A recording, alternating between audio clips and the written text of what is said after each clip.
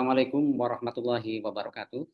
Selamat malam para pemirsa, selamat bergabung kembali dengan Pada Waras TV.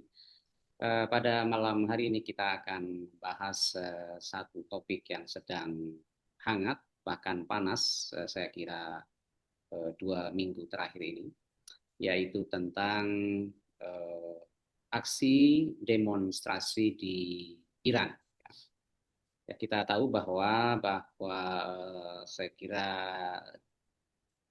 tanggal 8 Januari ya meledak demonstrasi cukup besar yang menurut banyak informasi itu sekitar puluhan ribu rakyat Iran turun ke jalan dan melakukan aksi demonstrasi besar-besaran yang menuntut reformasi, ya banyak yang mengatakan revolusi begitu, tapi menuntut perubahan banyak bidang di Iran, ya, terutama menyangkut dengan konstitusi, katanya konstitusi Iran yang berdasarkan Islam, Quran tentunya.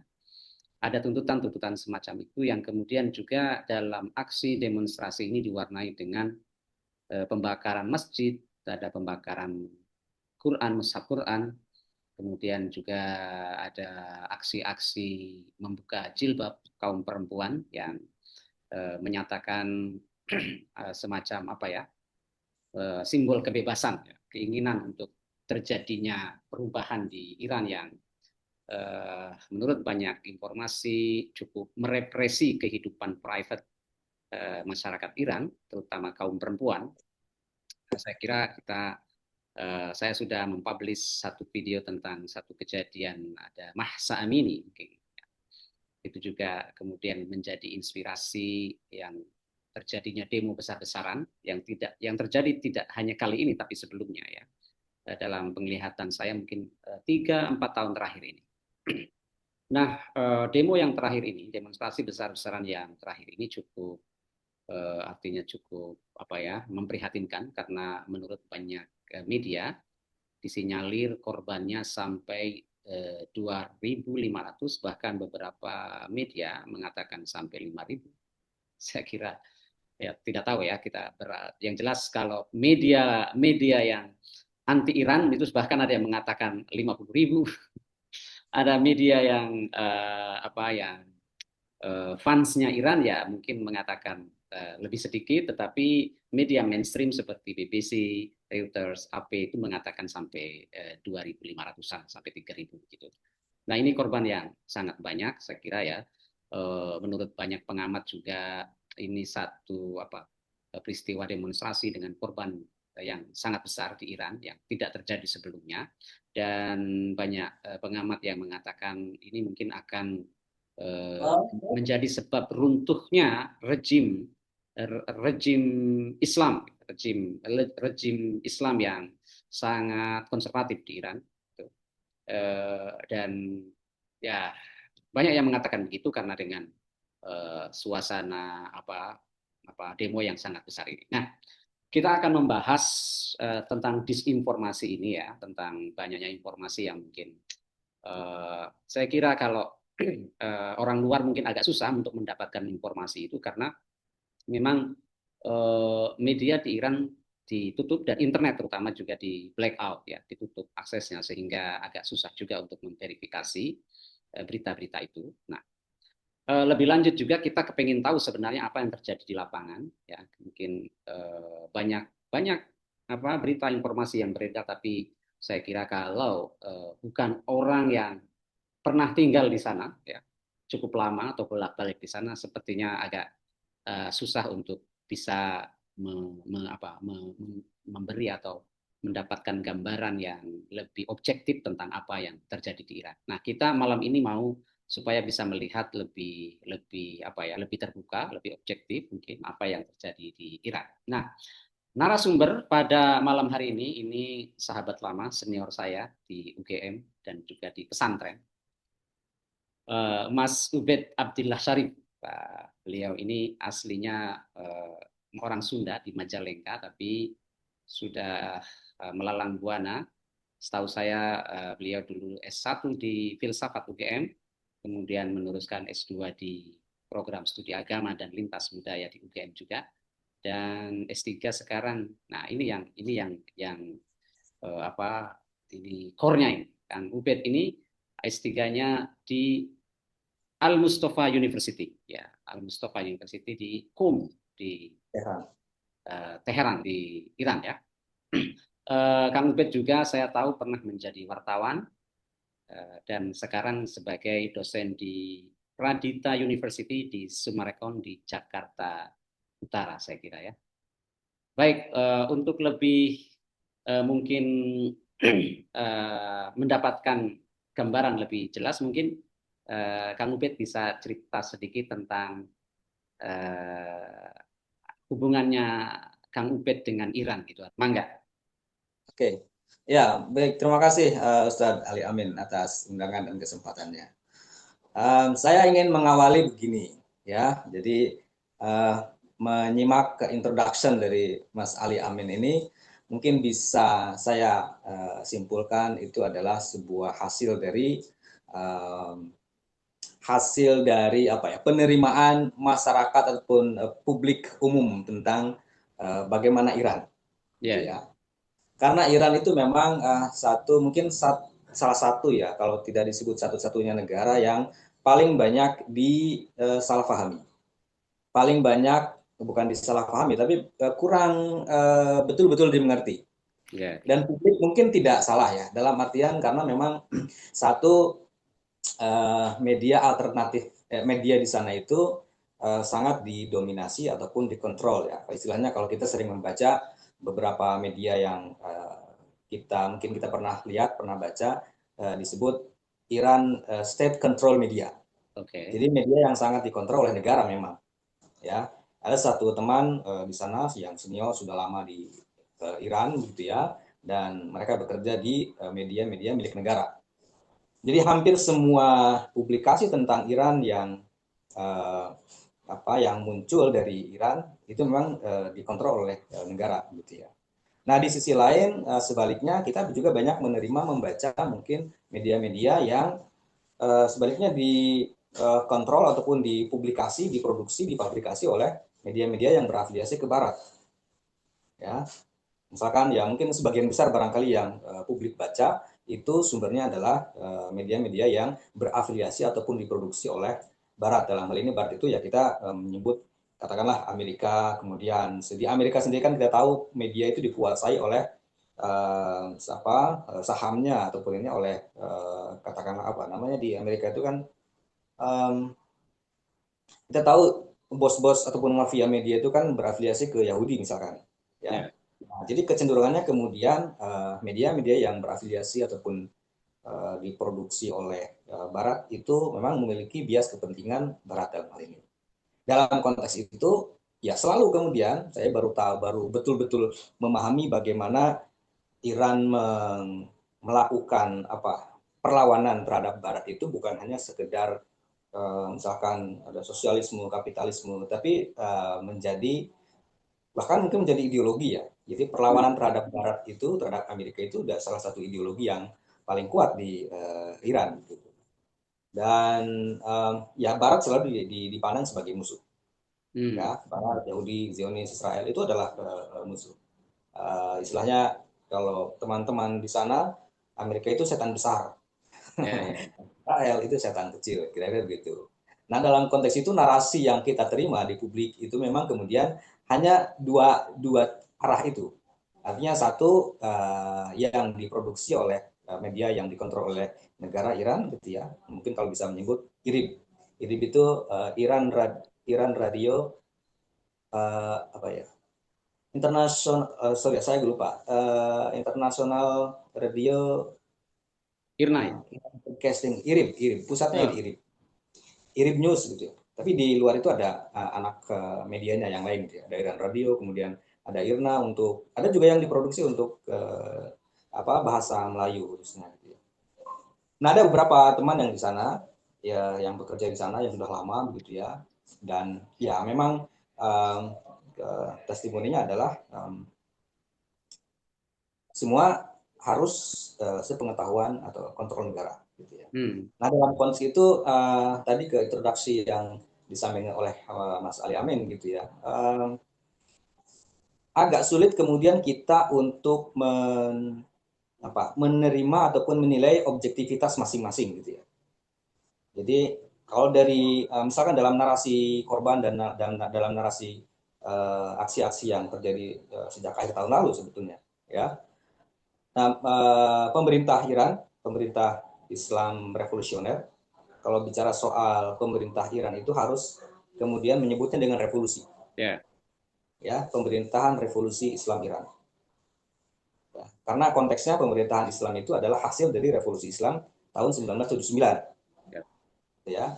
Nah, kemudian kelompok-kelompok yang anti pemerintahan yang sekarang ini itu disebutnya kelompok yang anti revolusi. Anti revolusi. Nah, pemerintah Islam revolusi Islam Iran mengatakan gitu ya, pemimpin spiritual tertinggi Sayyid Ali Khamenei ya, itu selalu kemudian mengatakan bahwa aksi-aksi yang sekarang terjadi itu bahkan sebelumnya juga terjadi banyak ya. Masa ini peristiwa memahami 2019 sampai 2021 itu diorkestrasi oleh terutama agen Mossad dan Zionis ya, Mossad Israel gitu ya, dan CIA Amerika. Itu pernyataan yang muncul ya, ataupun yang dikatakan versi pemerintah. Ya.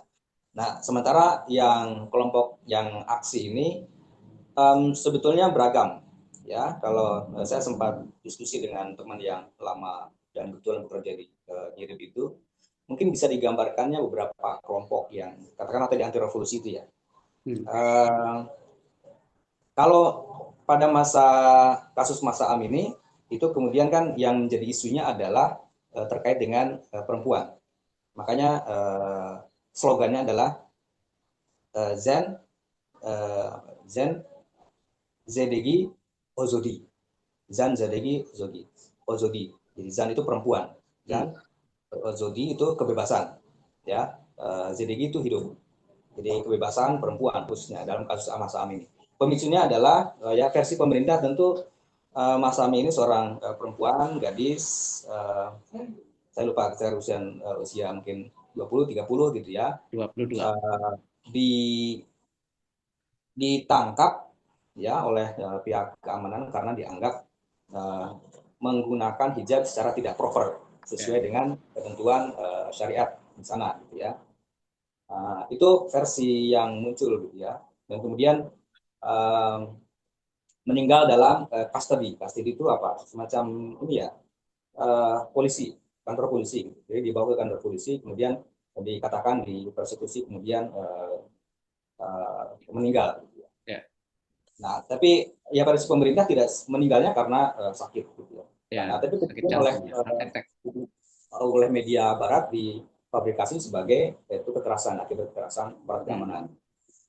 Nah, lagi-lagi agak sulit kemudian untuk kita menerima melihatnya secara objektif. Dalam narasi yang muncul dua itu, ya, antara kontra pemerintah dan anti pemerintah. Gitu. Nah, dalam aksi yang sekarang memang pemicunya adalah ekonomi. Waktu saya di sana itu 2002 awal sampai 2024 akhir itu kurs apa namanya uang mata uang Iran rial itu $1 itu 45.000 sampai 50.000 rial. Sorry, 500.000. $1. $500.000. Terakhir saya pulang itu sekitar hampir $600.000. Nah, sekarang terakhir yang saya dengar itu tidak tahu sampai 1,4 juta rial. Jadi hampir 200% gitu ya, hampir 200%. Jadi masalah ekonomi. Oke, boleh saya putus Kang Ubed? Jadi menurut Kang Ubed ini demonstrasi yang terjadi sekarang itu lebih disebabkan karena ekonomi, bukan karena persoalan represi politik atau ideologi. Pemicunya, ya, pemicunya ekonomi. Kalau yang Mas Am ini kan kasus orang Mas Am ini karena dianggap melanggar aturan hijab. Nah, kalau yang sekarang pemicunya adalah ekonomi, masalah inflasi. Ya. Nah, tapi kemudian ini saya mencoba gambarkan kelompok-kelompok yang anti revolusi itu yang disebutnya. Hasil observasi itu ya, saya pengamatan sejauh yang saya amati, kemudian saya baca dan diskusi dengan beberapa teman di sana. ada beberapa kelompok mungkin bisa digambarkan. Satu yang pertama memang kelompok-kelompok yang punya afiliasi atau di apa namanya menjadi istilahnya kaki tangan Barat, kaki tangan Amerika. Ya. Kaki tangan Amerika Barat itu ada lagi kelompoknya, misalkan kelompok-kelompok yang pendukung Shah. Nah, kita tahu anaknya pendiri Pahlavi, era Pahlavi, Muhammad Reza Shah Pahlavi. Ya. Reza Pahlavi itu kan pada 1979 revolusi Pahlavi, Muhammad Reza Shah, nah itu kan exile, ya exile ke Amerika, Moldova, kemudian pada akhirnya kan kemudian diterima di Amerika. Nah anaknya sekarang kan di Amerika, yang Reza Pahlavi itu. Nah pendukung ini yang salah satunya para pendukung Shah ini, para pendukung Shah yang afiliasinya jelas ke Barat. Jadi dari mereka juga ada propaganda juga di media sosial, di Facebook itu yang mendukung Shah, meminta Shah untuk kembali, bahwa Shah lah yang akan ruling ya, menguasai kembali, yang berhak untuk menguasai kembali Iran, Persia. Gitu. Kemudian yang kedua adalah memang kelompok yang secara masalah ekonomi, istilahnya disebut dengan Bazaris atau Bozoryun. Bozoryun itu bazar. Jadi para pelaku pasar, pedagang lah ya. Pedagang itu, pusat-pusat ekonomi di sana kan pasar, Bozor. Nah, yang kelompok ini memang karena masalah ekonomi yang mereka tuntut itu. Jadi pada masa awal demonstrasi itu kan awalnya kemudian muncul di pasar-pasar.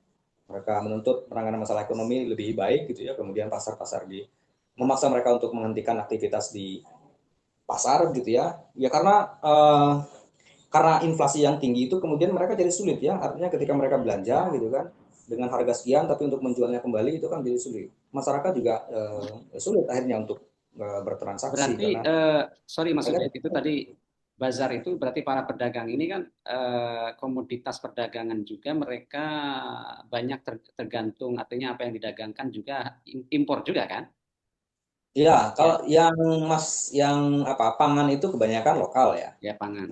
Kebutuhan dasar itu roti dan segala macam, kemudian kacang-kacang dan segala macam sayur itu lokal. Tapi ya, kalau elektronik mungkin ya itu kebanyakan impor. Nah, yang impor itu yang mungkin jadi ini ya. Iya, tapi kebutuhan dasar juga tetap terpengaruh, Pak. Ya, tetap terpengaruh. Akhirnya kan itu yang kelompok The Bazaris ataupun Bozorin itu salah satu di antara yang menuntut aksi. Tapi mereka lebih motifnya ke masalah ekonomi gitu ya. Iya. Nah, kemudian ada lagi kelompok yang istilahnya romantisis, cultural romantisis kulturalis. Nah, kelompok ini menarik ini. Kalau kita belajar ini ya, agama dan budaya, terutama budaya gitu ya. Jadi kelompok-kelompok yang mengkampanyekan ingin kembali ke masa Persia zaman dulu yang berkuat, yang unggul gitu ya. Kita tahu sejarah Persia itu sangat kita tahu sangat kaya dengan sejarah. Kalau kita baca sejarah Persia, mereka dulu kan ya pusat peradaban kan. Kekuasaannya kan mulai dari India sampai ke mendekati Eropa. Nah, kalangan romantisis ini yang kemudian ingin juga kembali ke masa keemasan Persia, kira-kira begitu. Nah, masa keemasan Persia kan belum ada dalam tanda kutip Arab Islam. Nah, kelompok ini mereka wacananya dalam gambaran mereka adalah ya Islam adalah, atau Arab bukan Islam ya, tapi Arab itu ya menjajah itu ya. Kayak Nusantara begitu ya. Ya gitu ya. Jadi menganggapnya kayak kolonial gitu. Arab itu conquest gitu kan. Ya, kalau lihat film-film Persia kan luar biasa ya. Dan memang warisannya itu luar biasa. Warisan sejarah Persia. Saya pernah berkunjung ke situs kuno Persia. Situs kuno di mana kayak semacam ini ya, kayak Babylon gitu ya, Yunani gitu. Itu luar biasa memang. Jadi gambaran tentang Imperium Persia itu sangat luar biasa gitu kan. Searah dengan yang yang menaklukkan Imperium Persia itu adalah Iskandar the Great, Iskandar Agung itu. Itu ya. Dan sampai sekarang pengaruhnya kalau Mas Ali Amin mungkin pergi ke sebagian India gitu ya, Ya, ke Pakistan, kemudian Afghanistan, Turkmenistan, sampai ke Uzbekistan, itu bahasanya adalah sangat terpengaruh dengan bahasa Persia, bahasa ya. Farsi. Terutama Afghanistan itu sama, gitu, cuman logatnya aja dalam Ya, beberapa. memang memang Persia ini kan ini besar sekali ya, bahkan Sangat luar biasa. ya. Nah, termasuk yang kalangan romantisis culture ini yang menginginkan ataupun anti terhadap pemerintahan revolusi Islam ini. Hmm. Jadi ya kira-kira itulah gambaran yang apa anti Oke, revolusi. jadi ada mungkin ini tadi ya saya ulang lagi ada kelompok yang mungkin dalam tanda kutip Antek Barat tadi ya, Antek Barat ada, Ya, kemudian ada kelompok apa tadi yang ekonomi eh, baca. ya Bazar ya, dan kelompok Bazar, kemudian yang artinya benar-benar soal ekonomi begitu ya, kemudian ada Betul. yang kelompok yang apa cultural romantisis gitu ya, Ya. menginginkan kembali kepada kejayaan Persia masa lalu mungkin seperti itu. Ah, Nah, tapi kemudian mungkin Mas Ubed mau mengatakan mungkin apa ekonomi yang sangat jatuh ini kemudian menjadi semuanya menjadi masuk dalam gerakan anti pemerintah begitu ya? ya, Ya, ya, ya. Jadi tidak ansih sebenarnya ya satu pandangan misalnya melawan bahwa apa melawan against Islamic apa namanya revolusi konstitusi seperti itu, tapi ya campur-campur lah ya, ada ekonomi ada, tapi bahwa ekonomi menjadi pemicu semuanya kemudian bersatu seperti itu ya, Kang Ubed. ya. Ya, tentu kemudian isunya adalah kelompok istilahnya mungkin kita menyebutnya kelompok reformis ataupun kelompok yang berafiliasi ke Barat itu kan apa namanya suaranya ataupun yang menjadi apa grand naratifnya adalah pasti masih tetap soal kebebasan satu ya, Ya, soal kebebasan. Kemudian yang khas dari pandangan mereka, mereka mencitrakan pemerintahan revolusi Islam yang sekarang ataupun bahasa narasi orang media Barat, rezim ya, rezim mullah rezim ya. atau negara yang dikuasai oleh para mullah ataupun Nah, para ahli fikih. oke. Nah, kalau Dan kelompok-kelompok tadi itu, oke, narasi mereka itu adalah rejim yang sekarang itu pemerintah revolusi Islam itu ya authoritarian, kemudian oke, apa namanya tidak terbuka gitu ya, anti demokrasi ya dan segala macam gitu ya, tidak mendukung demokrasi begitu ya, anti kebebasan. Itu yang di narasi yang disampaikan melanggar oleh melanggar human right begitu ya. ya, ya. Nah, kalau artinya kelompok-kelompok tadi yang menentang pemerintah itu seberapa besar daripada kelompok pro pemerintah kira-kira? Nah, ini lagi-lagi sulit untuk melihat secara objektif Nah, gitu itu dia. ya. Karena dua sisi yang bertentangan antara media yang dikontrol oleh Ya, negara Iran dan media-media yang berafiliasi ataupun diproduksi oleh Barat, kira-kira begitu. Kita agak sulit untuk melihatnya secara objektif. Kita tahu bahwa karena uh, ya mungkin ada betulnya bahwa secara ini ya negara itu mengontrol, menguasai gitu ya, ya. ya, Dari sisi psikologi politik sangat-sangat dipahami. Kenapa demikian? ya, Karena ya satu sejarahnya terutama pada revolusi Islam itu kan Iran itu selalu berkontestasi dengan Barat. Jadi kalau mungkin secara psikologi politiknya, um, pertama dari sisi wilayah. Kalau bicara Iran itu memang mau tidak mau kita bicara geopolitik masalahnya. ya, ya. Geopolitik kawasan, gitu kan. Jadi Mm-hmm. Iran itu adalah negara satu-satunya di kawasan Middle East gitu ya, kawasan Timur Tengah. Walaupun secara geografis kan Iran itu sebetulnya lebih ke Asia Tengah, Ya, ya. tapi dalam konteks geopolitik itu disebut sebagai Middle East. Ya. Satu-satunya negara di kawasan Middle East Timur Tengah yang berani melawan Barat, berani melawan Israel. Kalau Hmm. kita lihat yang lainnya, negara-negara Timur Tengah, ya hampir semua dikooptasi oleh katakanlah mungkin Barat ya, Amerika. Di Qatar ada base apa tentara pasukan Amerika. Amerika, di Uni Emirat Arab juga ada, Arab Saudi juga ada. Jadi secara psikologi keamanan negara, posisinya memang Iran merasa terancam terus, sehingga harus membangun kekuatan, ya kan? Nuklir nuklir itu ya salah satunya adalah. Jadi satu-satunya negara yang di kawasan Timur Tengah yang berani dan mampu melawan Barat. Nah, maka kemudian ditambah lagi bahwa eh, pengalaman apa namanya pengalaman revolusi Islam 1979 yang menjadi ini istilahnya menjadi musuh utamanya adalah Barat gitu ya, Barat. karena Shah itu didukung oleh Barat, Amerika, dan mafia minyak waktu itu ada Mhm. British Petroleum sama Anglo-American Petroleum lah kira-kira, Ya, itu menguasai produksi minyak dan sebagian besar oleh ke Amerika, ke perusahaan-perusahaan Amerika dan perusahaan Inggris, dan ya banyak dinikmati oleh Shah gitu dan keluarganya. Jadi sebelum revolusi itu Shah ya hidup bergelimang gitu ya, ya, banyak mewah gitu lah kira-kira. ya, Dan ya. memang ini mungkin salah satu sejarah lebih awal gitu. Jadi setelah dinasti Islam terakhir, dinasti Persia, Qajar, pada awal abad 20, Oke. ya, itu kan kemudian terjadi revolusi juga. Ada revolusi pertama itu revolusi tobacco kalau nggak salah, di mana melakukan perlawanan terhadap tembakau yang dikuasai oleh Rusia. Nah, kemudian Pahlavi ini kan awalnya adalah seorang panglima perang, ya kan? Kalau nggak salah aslinya sebetulnya keturunan Turki. Nah, ketika berhasil dia memimpin pasukan gitu ya, dan berhasil mengusir Rusia, kemudian dia meruntuhkan dinasti Qajar terakhir, ya, dan dia kemudian tahun 1925 kalau nggak salah dia mengklaim sebagai Shah, mendeklarasikan sebagai Shah kembali ke era monarki Persia gitu ya. Ya. Jadi dia mengklaim sebagai Shah terakhir. Nah, dia melakukan pada sebuah kesempatan dia melakukan kunjungan ke Turki, yang kita tahu waktu itu sudah dianggap modernisasi dengan cara apa? Dengan cara sekularisasi ala Kemal Atatürk. Ya, Kemal Atatürk.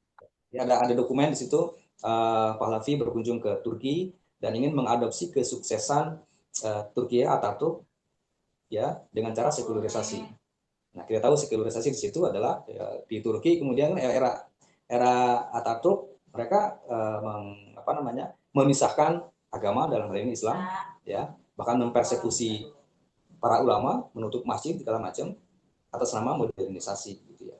Nah, itu diadopsi oleh Pahlavi itu di Iran. Nah, sehingga pada masa Pahlavi kebebasan sangat dibuka gitu ya. Kemudian mempraktikkan sekularisasi, agama dipisahkan dari senegara begitu.